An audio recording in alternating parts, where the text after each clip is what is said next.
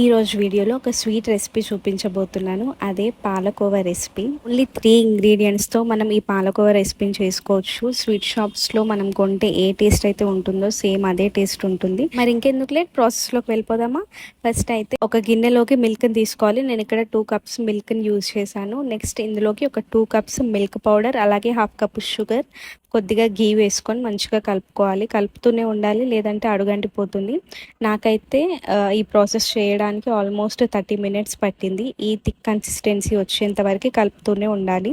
ఆ తర్వాత ఒక 5-10 మినిట్స్ తర్వాత చల్లారుతుంది. అంటే కొంచెం గోరువెచ్చగా ఉన్నప్పుడే 2 చేతులకి నెయ్యి పెట్టుకొని మీకు ఏ షేప్లో కావాలనుకుంటే ఆ షేప్లో చేసుకోవాలి. అండ్ పైన మీకు గార్నిష్ కోసం కావాలనుకుంటే బాదం, జీడిపప్పు పెట్టుకోవచ్చు. టేస్ట్ అయితే చాలా బాగుంది. ఖచ్చితంగా ఒకసారి ట్రై చేయండి. నేనైతే ఫస్ట్ టైం చేస్తున్నా కాబట్టి ఫెయిల్ అయిపోతుందేమో అని చెప్పి చాలా కొద్దిగా చేశాను, కానీ రెసిపీ అయితే సక్సెస్ అయింది.